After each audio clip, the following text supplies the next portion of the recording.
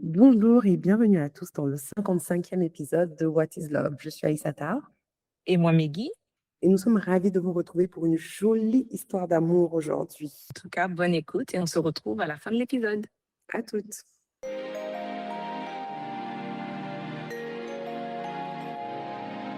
Alors, on se rencontre il y a 11 ans au détour d'un projet sur lequel on travaillait tous les deux, un TEDx Talk à Douala, pour lequel il était bénévole. Donc, il arrivait du Sénégal, il était au Cameroun 2 semaines pour partir s'installer en France. Et l'incubateur ou l'organisateur du TEDx travaillait, il vient lui rendre visite un jour. Et moi, j'étais la host du podcast. Donc, on se voyait dans les fils d'échange. Je savais qu'il était bénévole à la com, il savait que moi, j'étais host. Mais on ne s'était jamais vu physiquement. Et ce jour-là, l'organisateur, dans le couloir, il dit « Ah, tiens, tel, voici notre host et tel, voici notre bénévole communication, qu'on voit seulement dans les échanges de mails. » Ok, enchanté, au revoir, bye. Je descends les escaliers et j'y vais. Et le soir même, je reçois une demande d'amis Facebook. Je me dis, ah tiens, c'est le bénévole comme là, on s'est vu aujourd'hui. Ouais, ok, j'accepte la demande. Et quand j'accepte la demande, il like in a row, genre 5-6 de mes posts. Donc je suis allée lui écrire en inbox, bonjour, tu vas bien, enfin bonsoir, parce que c'était le soir, tu vas bien. Je ne sais pas si tu as quelque chose à me dire, parce que tu as aimé beaucoup de mes posts à la fois. Il me dit, non, je sais, j'ai juste aimé la vibe de ta page, etc. Et c'est comme ça qu'on a commencé à parler, et ça fait 11 ans. Dans l'organisation, on n'échangeait pas tellement. Non, pas du tout. Hein. Pas du tout même. Mais bon, voilà, on va dire qu'il y a eu le coup de foudre quand je l'ai vu. Hein. Après, je me suis dit, bon, je suis là 2 semaines. Peut-être l'occasion de mieux la connaître et de... Voilà. C'était pas planifié. Tout s'est fait façon spontanée et naturelle. Donc, au moment où on se met à se parler, il me propose qu'on aille manger. Donc, on va manger. Et après, il me dit, mais tu sais, je suis venue aussi surtout parce que mon frère a eu sa première fille, son premier enfant. Et du coup, ce serait sympa que tu viennes prendre le petit déjeuner à la maison. Tu vois le bébé. En fait, je dis toujours que c'est avec cet enfant qui m'a appâtée dans cette famille-là. Parce que du coup, moi, je partais porter le bébé. Et quand j'arrive, sa belle-sœur dit, ah, c'est ta copine dont tu nous as pas. I was like, bruh, ça fait 1 semaine qu'on se connaît. Comment sa copine? Qui copine? Mais ouais, du coup, c'était un beau souvenir. Et je dis toujours du coup, à notre nièce que c'est notre enfant du mariage, en fait, parce que, voilà.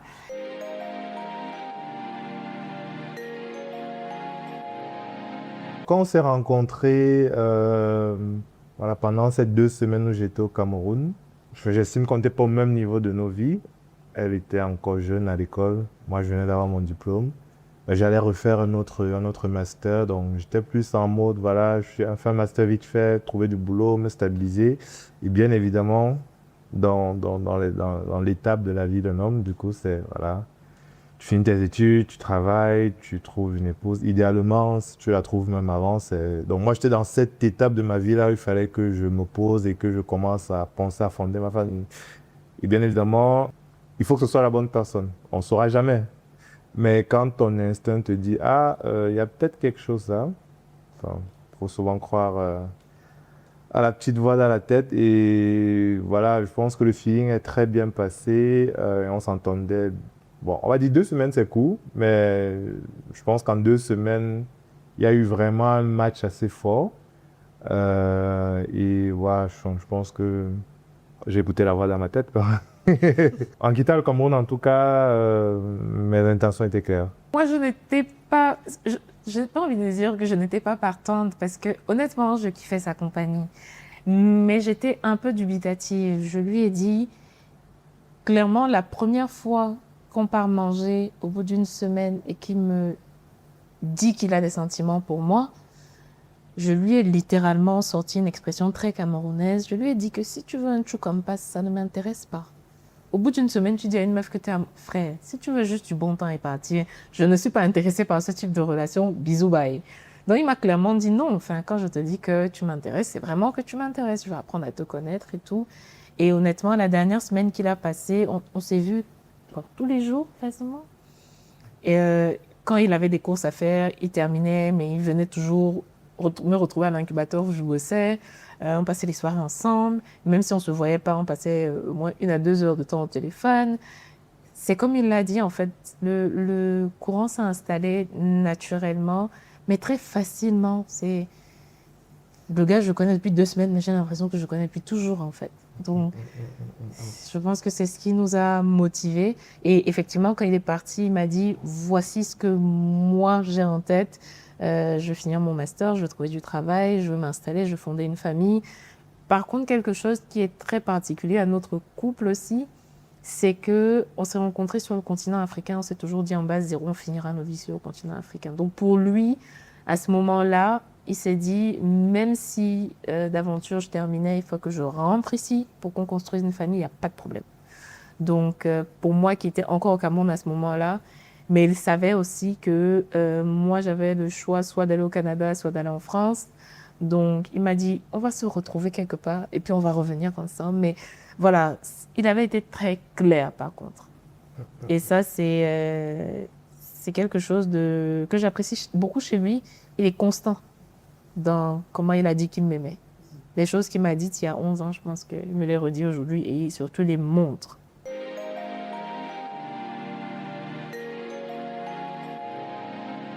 Et on continue à se parler, puis il part en France, il va s'installer en France. Moi, je reste au Cameroun. On a une relation à distance qui est compliquée parce qu'au moment où on se rencontre, moi, j'étais encore aux études. À côté, j'avais une compagnie et j'avais une association d'activisme civique pour les jeunes. Donc, au milieu de tout ça, il fallait trouver le temps d'avoir des longues conversations le soir. Et puis le matin, il faut se réveiller. Ah, je me suis réveillée. Ah, je me suis lavé les dents. Ah, je me suis... Oh. J'ai dit à un moment, on se shootait au Doliprane dans notre relation. C'était physiquement, humainement difficile. Donc, je lui dis, bah, c'est compliqué. C'est vraiment compliqué. Et dans mon ordre de priorité aujourd'hui, tu comprendras qu'une relation amoureuse à distance qui plus est n'est pas une priorité. Donc, il n'était pas d'accord. Mais j'ai été assez ferme.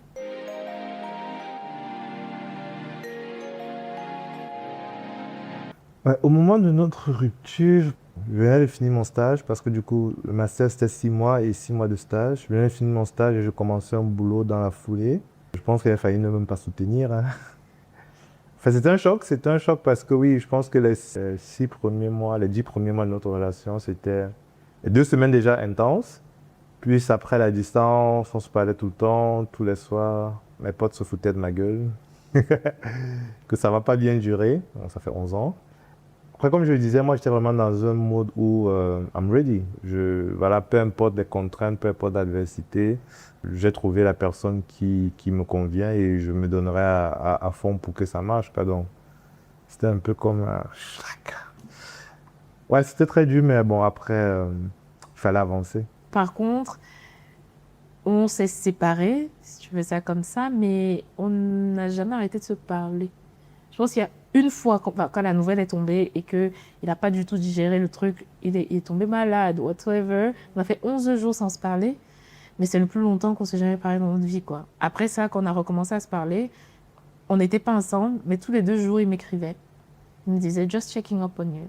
Il ne me demandait pas grand-chose, il me disait « comment tu vas ? Ça va à l'école, ça va ? Oui. Les affaires, ça va ? Oui. La famille, ça va ? Oui. » Je dis « ok, just wanted to check ». Au bout de quelques mois, je lui ai dit, qu'est-ce qu'on fait en fait? On se perd beaucoup de temps là, en fait. Et on va pas se lâcher. Et je me rappelle que je lui ai dit, qu'est-ce qu'on fait? On se remet ensemble. Et là, il me dit, en fait, non, parce que la douleur que ça m'a créé, notre séparation, qu'est-ce qui me dit que si je me remets avec toi, ça va pas être pareil? Je suis clairement pas détachée de toi, mais aujourd'hui, j'ai peur de me remettre avec toi parce que, voilà. Bon, ça, il a dit ça, faible formation. L'été d'après, il est venu au Cameroun, on s'est vu, et puis voilà. Et le pire, c'est qu'il vient au Cameroun et il me donne une fausse date en me disant « ouais, je viens à telle date » parce qu'il voulait me faire une surprise et venir me voir dans la ville où j'habitais. Sauf que son meilleur ami, qui est le supporter numéro 0 de notre relation, littéralement, qui avait toutes les infos, il me dit « mais tu sais que ton gars arrive tel jour ?»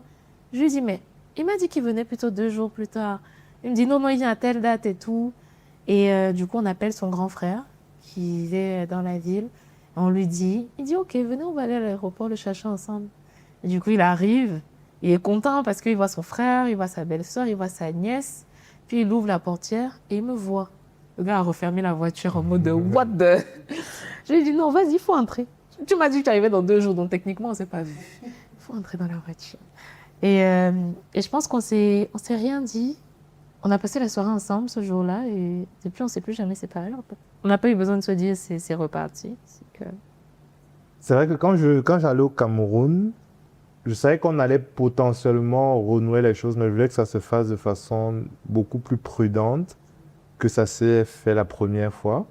Donc, je voulais vraiment slow things down, voilà, ne pas brusquer, peut-être le fait aussi d'avoir brusqué la première fois après 9-10 mois, ça, je ne vais pas me dire voler en éclats, mais bon, ça a été un peu déstabilisé. Donc, l'idée, c'était d'aller un peu de façon plus systématique et plus posée. Mais justement, le fait de juste avoir là,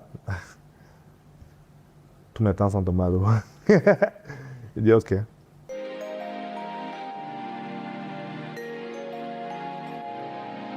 Quand on se revoit à cet été-là, moi je quitte le Cameroun pour aller m'installer au Sénégal.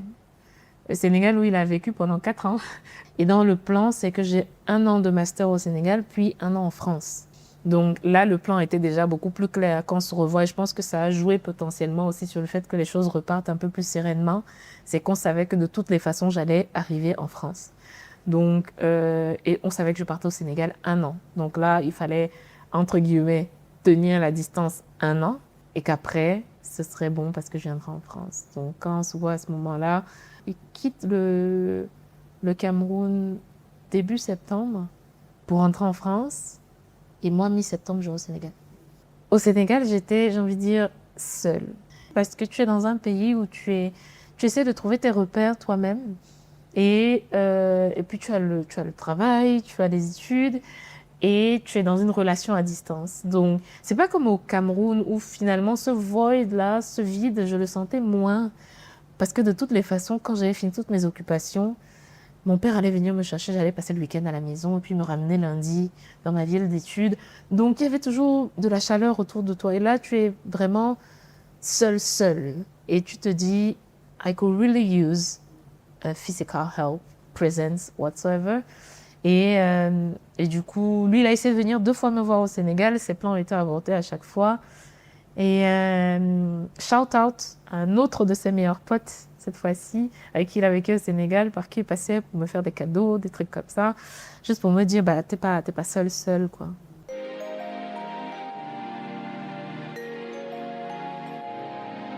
Quand elle est arrivée en France, en 2018, moi je vivais à Limoges et elle est arrivée à Bordeaux. Bon, après chance, c'est la même région maintenant. À l'époque, c'était la même région, mais là, c'est la même région. Et je crois qu'il y a un train qui relie les 2 villes en 2-3 heures.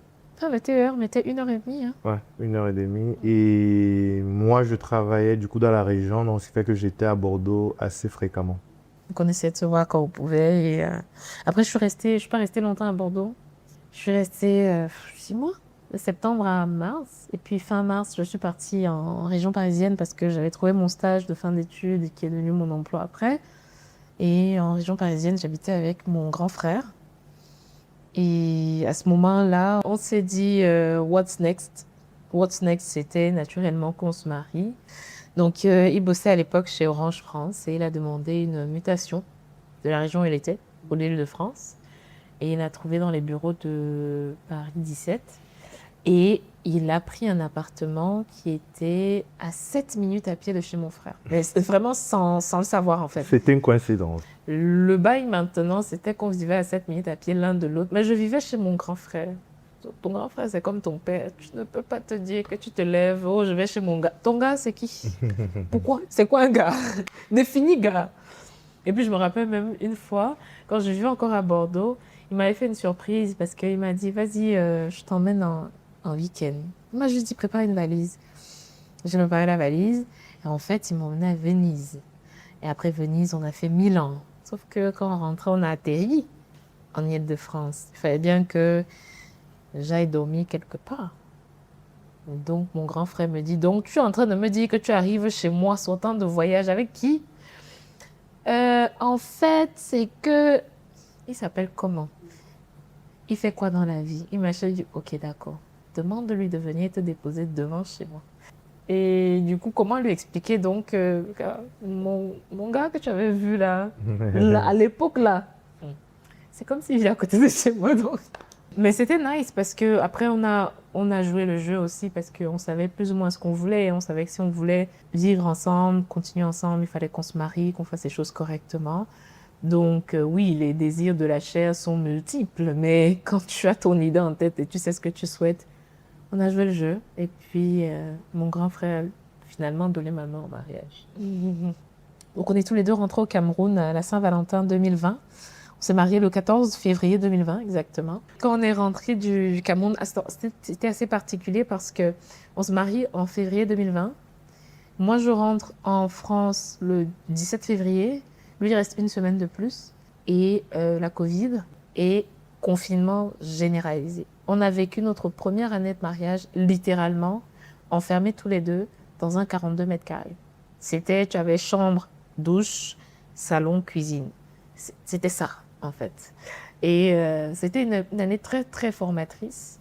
Et je dis toujours que parce qu'on a traversé cette première année-là, je pense que ça va être compliqué qu'on ne traverse pas les autres années parce que c'est le début du mariage. Déjà, tu dois t'ajuster à la présence permanente d'un autre humain. C'est pas que vous partez en congé, en week-end. Non, non, non. C'est vraiment là que vous vivez tous les deux là. Vous bossez tous les deux là. Donc, souvent, tu es en réunion et puis tu l'entends de l'autre côté en réunion. Si tu as juste envie de lui dire, est-ce que tu peux juste ne pas parler? Je sais que tu es en réunion, mais est-ce que tu peux ne pas parler? Merci.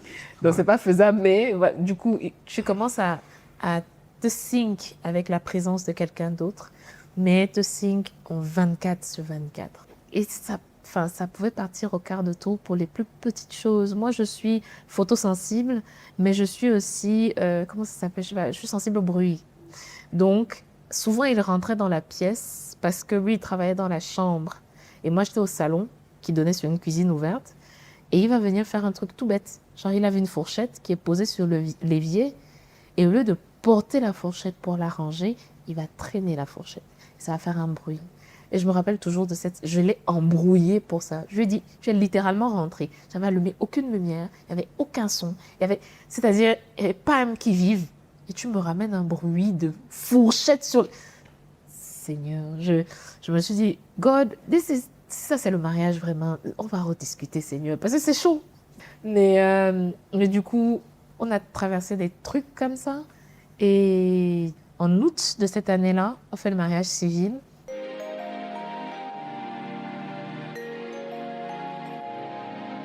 Bon, il a beaucoup changé depuis qu'on s'est mariés. Je lui dis toujours qu'il y a eu tromperie sur la marchandise parce qu'il a grandi encore depuis que je le connais. Quand j'ai rencontré il y a 11 ans, il faisait 1m93. Aujourd'hui, il en fait 1m97, 98. Donc, il y a eu tromperie sur la marchandise, il a grandi. Mais malgré ces changements en apparence, il est très constant dans la façon dont même il montre son affection. Des choses qu'il faisait il y a, je ne vais pas vous dire il y a 11 ans, parce qu'au moment où on se rencontre, il y a 11 ans, il n'y avait pas de proximité physique, on apprenait à se connaître. Mais il y a 9 ans, par exemple, qu'on se retrouve, il fait exactement la même chose aujourd'hui encore. Dans la nuit, moi, je suis quelqu'un, je me lève quasiment systématiquement la nuit pour faire pipi. Mais dans la nuit, si je me lève et je vais faire pipi, il ne va pas sortir de son sommeil. Mais quand je vais rentrer dans le lit, sa main est systématiquement sur mon oreiller. Il veut sentir que je suis rentrée dans le lit, que je suis entière, que je suis complète, que ma tête est bien là. Et après, il se rendort complètement. Mais ça, c'est un truc qu'il fait depuis toujours. Même quand on n'était pas encore mariés, qu'on passait des week-ends ensemble, il le faisait. Donc, il est très, très constant.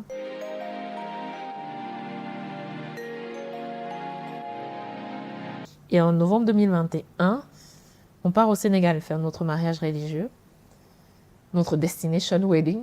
Et sauf qu'avant ça, à l'été 2021, je pense en août, on va au Cameroun. Et on va en vacances, on fait le tour de l'ouest du Cameroun, le centre du Cameroun, le sud du Cameroun. On est des petits explorateurs, tout va bien dans notre vie.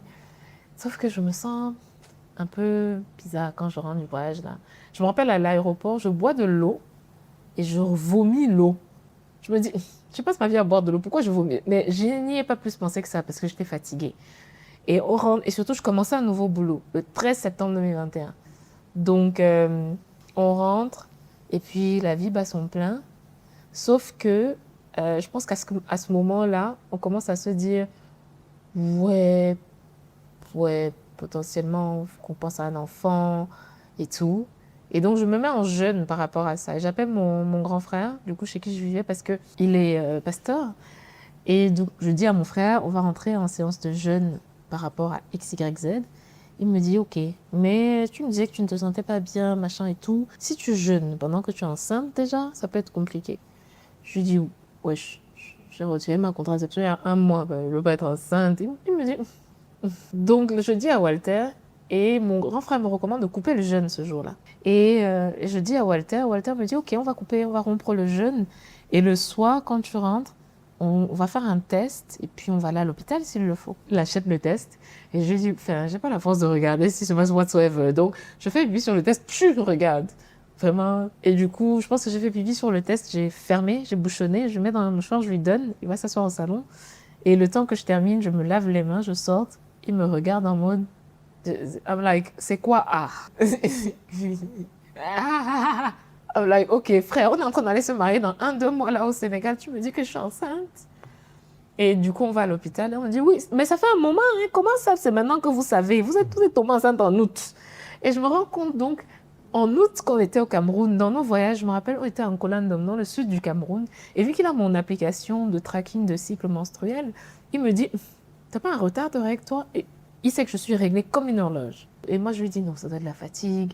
On a fait tout l'ouest. On est rentré à Douala. Puis on est allé, il y avait le mariage de tel. Puis on est allé, on a fait le centre. Et maintenant, on est au sud. Ça doit être de la fatigue, ça va passer. Mais effectivement, en fait, j'avais complètement zappé que, voilà. Et le médecin nous dit, non, il y a bien un truc dans votre ventre, là, depuis un peu de 6 semaines, 7 semaines. Mais je pense que c'était une joie pour nous deux.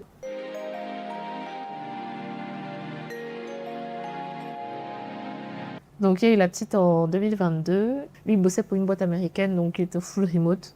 Et il organisait sa vie autour de la petite, mais ça l'arrangeait bien. Il s'occupait beaucoup de notre petite. Je me rappelle, je dis toujours ça en rigolant, mais la première fois que j'ai lavé ma fille, elle avait 4 mois. Ma mère demandait audience pour laver ma fille à 2 mois. Il n'y avait que lui qui lavait sa fille. Il s'occupait d'elle comme d'un œuf. Et comme j'avais une césarienne d'urgence aussi, le temps de la rémission, il était là. Il était constant dans ses actes de service. Pour lui, si tu lui dis j'ai besoin de ça, j'ai besoin que ça soit fait comme ça, ou le médecin dit Christine a besoin de ça, et ça allait même dans les choses les plus drôles, parce que comme j'ai une césarienne, entre la césarienne, le temps que les saignements utérins se terminent et tout, et que je remette une contraception, je viens, je lui fais des bisous, câlins. Le gars, il me touchait pas. Il était en mode, frère, on t'a césarisé. Comment ça, tu veux que... Tu es l'œuf, tu es le papier, je ne peux pas te...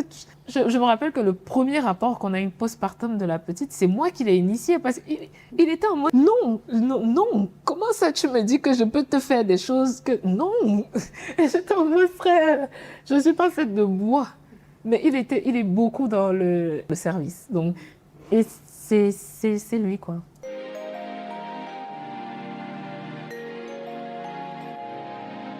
Et puis, on a eu le deuxième. Le deuxième, ça, c'est un enceinteur très irresponsable. Le deuxième, parce qu'on savait qu'on voulait un enfant. Du coup, on s'est mis dans le process de conception. Et idem que pour la grande, je conçois, je ne sais pas que j'ai conçu. Parce que je n'ai pas de masse de grossesse, je n'ai pas de maladie de grossesse, j'ai pas de... En fait, je vivais ma vie. Et donc, à ce moment-là, j'avais même quitté mon CDI, je m'étais mis en consultance. Donc, j'avais un rythme de vie très intense. Et il part avec ma fille au Canada chez ma grande sœur. Donc, en fait, il m'a enceinté, il est parti. Il a pris sa progéniture, il est parti. Il a dit, bon. Donc, il part et moi, je vis ma vie. Sauf qu'à un moment, je crois que j'avais des migraines un peu intenses, façon. Donc, quand il rentre, je lui dis, j'ai des migraines là. Et puis, parce que je suis migraineuse, lui, mon médicament de la migraine ne les fait pas passer. Donc, je ne sais pas ce que c'est. Il me dit, ok, pas de souci. Et j'en parle à ma grande sœur parce qu'elle et moi, on est très proches. Elle me dit, Je lui ai dit, non, mais on vient de commencer à essayer. Elle me dit, en tout cas, tiens, ton mari de faire ce qu'il s'est fait, qu'il a acheté un test de grossesse. Donc, pareil que pour la première, il achète le test, je fais pipi dessus. Mais quand je prends le test, je le ferme et je mets dans le mouchoir pour lui donner, le résultat est déjà là. Je n'ai même pas eu le temps de lui donner. Et là, c'est moi qui lui fais ah. Et il me dit oh bah. Et ouais, c'est comme ça que le deuxième est arrivé en début 2024.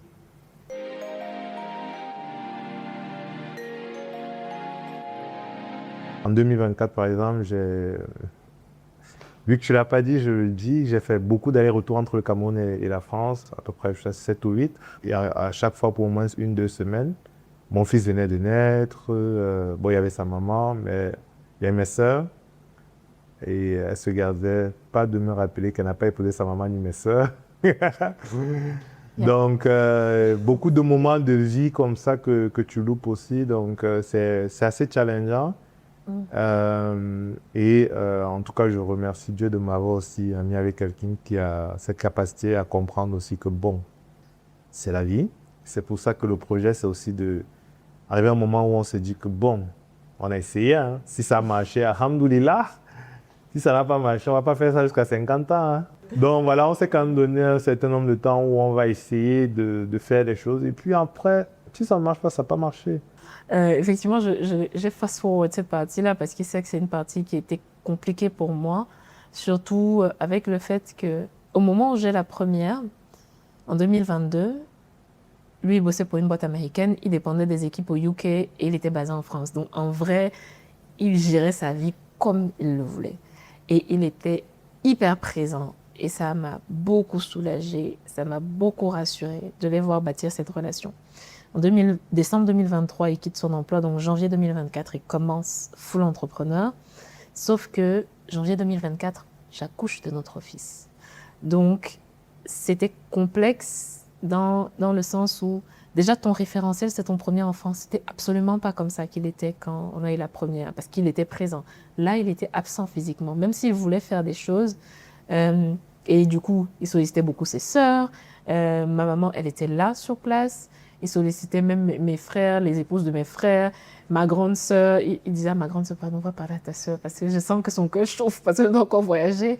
Et c'est ce que je lui répondais systématiquement. Je n'ai épousé ni ma mère, ni tes sœurs, ni mes sœurs. On est censé faire ça ensemble et tu n'es pas là pour qu'on le fasse ensemble. Donc c'était très difficile. Mais quand tu finis de faire cette analyse et que tu en sors un peu, ce qu'il essaye de faire là, is for the long term. Parce que s'il ne le fait pas maintenant, il devra le faire un jour. Et il le fera potentiellement quand ton fils aura 16 ans et il a besoin d'une figure paternelle présente continuellement. Là, mon fils a 1 mois, 2 mois, 3 mois, 4 mois, 1 an.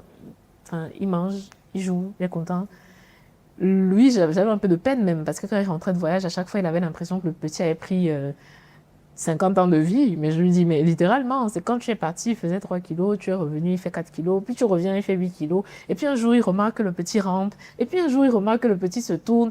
Et puis circle of life. Mais l'amour, c'est un process parce que ça a demandé 1 mois en 2024 que je lui ai littéralement dit n'est pas la moi que j'avais envisagé en t'épousant. Même si je comprenais ton esprit entrepreneurial, même si je comprenais où on devait aller, la trajectoire, la seule chose qu'en 2024, je disais à Dieu, c'est permets-moi de traverser ça, en fait. C'est que... Et quand on dit souvent que dans le mariage, c'est supporter, c'est ce genre de choses, finalement. Parce que ce n'est pas comme s'il partait pour aller vivre la vie d'Aloca. Il partait littéralement travailler. Et moi, je le voyais rentrer souvent des soirs, il sort de réunion. Souvent, même, il dormait chez mes parents, des choses comme ça. Donc, il rentre. Il est littéralement 23h1 de France, donc 22h1 du Cameroun. Le gars, il est fatigué. Mais he will make sure that he texts, like, je suis rentrée, je suis HS. Même s'il sait que moi, je dors déjà, il va faire peut-être une petite vidéo note or something. Mais je l'ai vu charbonner. Et à ce moment-là, je me suis juste rappelé de la promesse qu'on s'était faite. Parce qu'en décembre 2023, quand il quitte tout et dit, je me lance dans l'entrepreneuriat, moi, je lui ai dit, je suis là avec toi. Et c'est à ce moment-là que tu dis à Dieu, c'est toi qui m'avais dit de promettre ça, donc pardon, arrête mon corps pour que je sois là, parce que tu n'as pas le choix. Et du coup, c'est ça. Mais ça, c'est une Christine qui, il y a 11 ans, n'avait pas du tout envisagé ça, même si elle avait rencontré un gars très ambitieux, très intelligent, très machin, c'était pas du tout ça.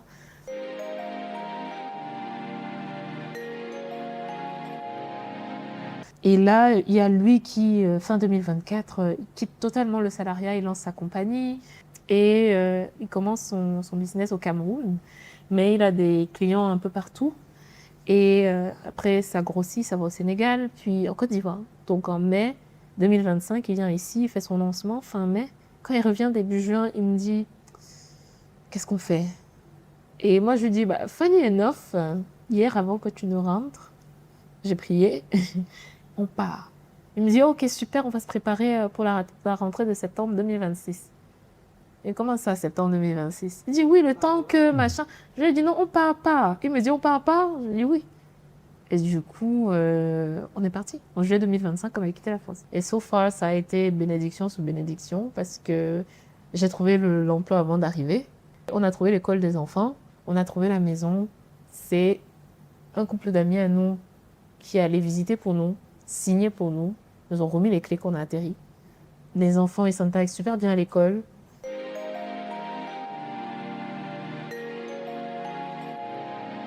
J'ai toujours su que je ne serais pas dans le roadmap classique, c'est-à-dire que finis tes études, tu trouves un boulot, tu restes à la même boîte pendant 40 ans, tu vas à la retraite, tu vis ta retraite. Non, je savais qu'il y aura des moments où je devais prendre des risques et j'avais besoin d'avoir quelqu'un qui a ce degré de compréhension que, bon, à un moment donné, il faut prendre des risques.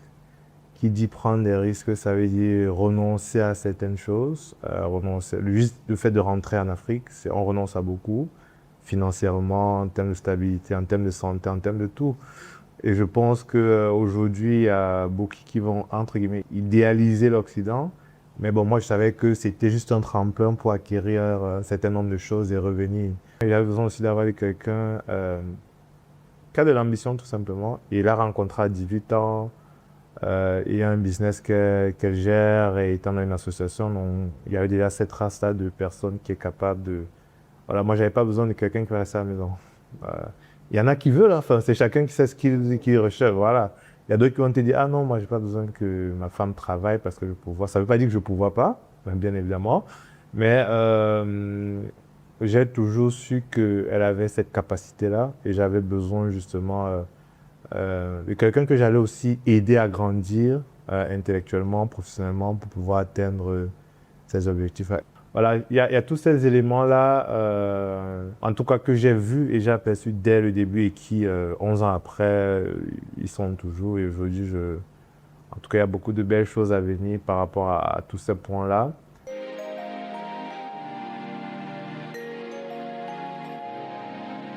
In between dans le process, il y a eu la vie, quoi. En juillet, il y a son papa, malheureusement, qui nous quitte.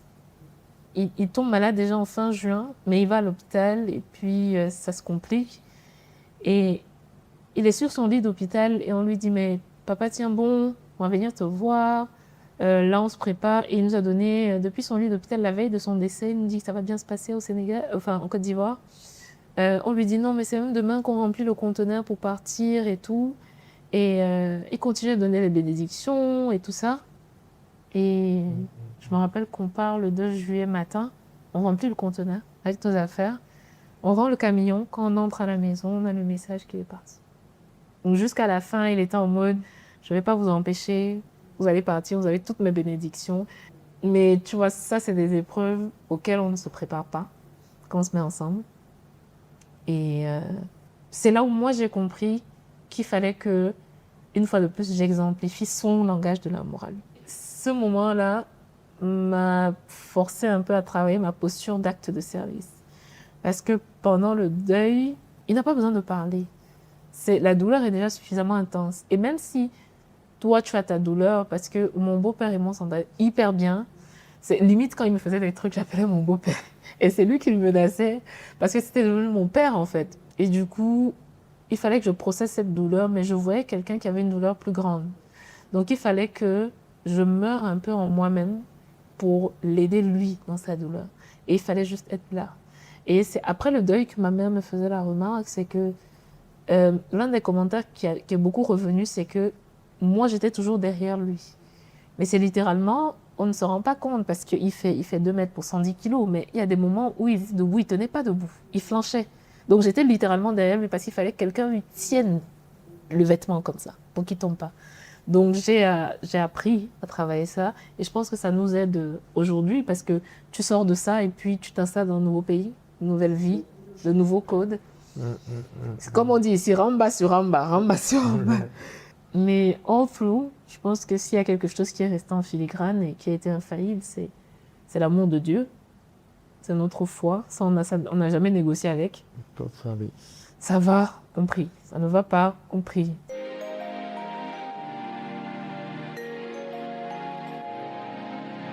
L'amour, c'est un process. L'amour n'est pas statique. Parce que chaque phase de la relation demande une version d'amour différente, une version de nous différente. Donc pour nous, l'amour, c'est un process. Elle a tout dit, elle a tout dit. Mais un process qui demande beaucoup d'intentionnalité pour compléter ce qu'elle a tout dit.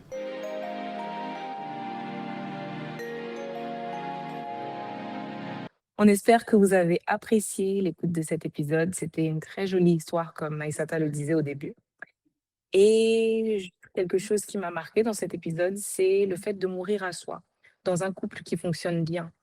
Je pense que souvent, on s'attend à ce que un couple qui est sain n'ait pas de soucis de communication, n'ait pas de disputes, alors que ça peut être complètement le contraire.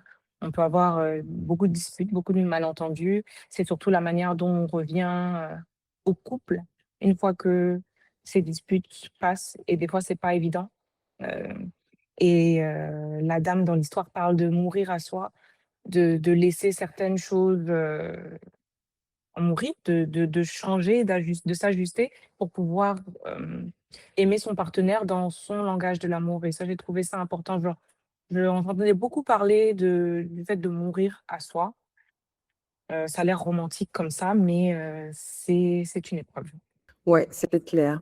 Mais en même temps, tu vois, je me dis, on est tous des individus bien formés, avec ce qu'on n'aime pas, nos manières, etc. Donc, c'est clair que, quel que soit le niveau d'amour, quand deux personnes se mettent ensemble, il y a forcément des frictions à un moment donné. Et puis, comme elle disait, c'est une question de, pas se mettre de côté, mais un peu se mettre de côté finalement, et de mettre la santé et le bien-être du couple en avant et de se dire, OK, peu importe ce que je veux, qu'est-ce que je dois faire pour qu'on aille bien ensemble.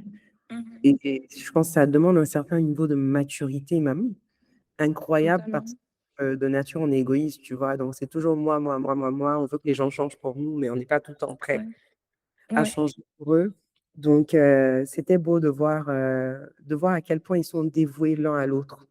Et depuis le Ouais. début, en fait. Depuis le tout Ouais, début, parce que effectivement. oui, il savait, le monsieur de l'histoire, par exemple, que dès le début, c'était sa femme qui était là. Parce que lui, il a été très Mhm. patient, il a eu la vision. Même quand elle a voulu se séparer, il était serein, il était en mode, OK, je vais continuer de lui parler, ça va se faire. Et je ne sais pas si c'est divin ou si c'est juste une conviction, mais good for them. Et j'ai envie de dire, ladies, ladies, ladies, qu'un homme qui rentre dans votre vie sache ce qu'il veut faire. Où est-ce que il vous voit dans le futur? Parce que les gens de non, c'est seulement pour un good time. Non, je pense que un homme qui ne veut pas être toxique, souvent, il sait ce qu'il recherche dans la relation. À part si vous vous êtes entendu que c'est pour le good time en question. Là, il n'y a pas de problème. Quelqu'un qui dit il veut un good time, il sait ce qu'il veut, il t'a dit. Effectivement, effectivement. Donc, si toi aussi tu veux le good time, c'est good. Oui. Mais Et si puis, toi, si c'est maintenant, pas good time seulement tu cherches.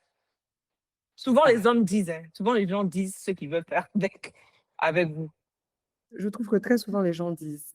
Ou en tout cas, je trouve aussi que très souvent les gens, même s'ils vont pas te dire exactement ce qu'ils veulent faire, ils vont être très prudents de ne pas, je ne vais pas dire de ne pas mentir, mais ils vont pas dire ce qu'ils veulent pas faire.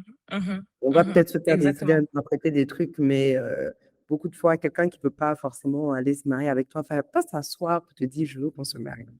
Mais Exactement. je comprends, il y a de vrais menteurs qui mentent. Mais beaucoup de fois, les gens ne vont pas venir forcément dire je veux ci, ça, ça, ça, ça. On va juste Ouais, interpréter certaines choses, mais ils vont être vagues sur certains sujets, ils vont tourner autour du pot, éviter je les suis d'accord. questions. Donc, c'est clair qu'il faut savoir avoir le discernement. Ouais, on va juste prier pour le discernement, c'est tout. Un Ouais, peu de... ouais. Prier Ouais. pour le discernement et et le courage de suivre ce discernement parce que c'est pas toujours aussi évident. Vraiment. Parce que, ouais, les émotions, s'entremêlent et puis, en fait, tu sais que c'est pas bon et tu y vas quand même. Oui, tu es dedans. Mmh mh. Et aussi, et aussi, je pense, dans les prières, c'est aussi de prier pour avoir le cardio d'assumer nos rêves. Et je dis ça pourquoi? Parce que, dans l'histoire, un des points importants aussi, c'était le fait que, ben, lui, il a toujours voulu, avoir son propre truc, être entrepreneur, être à son compte. Tu sais, ils avaient de grands rêves Mmh mh. professionnels Mmh, mmh, mmh, dans mmh. leur couple, mais pouvoir vivre ces rêves-là demande énormément de sacrifices que le couple a réalisé au fur et à mesure. La femme a eu des soucis avec ça quand il voyageait beaucoup. Et Ouais, c'est pas évident quelquefois parce qu'il y a ce que tu veux, ce que tu dis qu'on veut et puis maintenant quand il faut faire, voilà, c'est difficile. Donc ouais, ouais. le courage, la force de pouvoir l'assumer, se sacrifier en temps voulu et puis voilà quoi, pouvoir avancer ensemble. C'est hyper, hyper important même à titre, personnel. Je pense qu'il faut savoir assumer les sacrifices, qu'on trouvera pour trouver notre bonheur. C'est difficile, Ouais, hein. c'est difficile, hein, parce que j'ai l'impression que beaucoup de bonnes choses demandent, bah, des sacrifices ou des Mmh mh. moments d'inconfort en tout cas. Ouais, ouais. Ouais. Ah, en tout cas, franchement, longue vie à ce couple qu'on a reçu. Et Oui, oui, longue vie à on eux. espère, on vous le souhaite à tous. Ouais, Voilà, ouais, de belles histoires d'amour. exactement. Et d'ailleurs, n'oubliez pas que si vous voulez partager vos histoires avec nous, on reste disponible.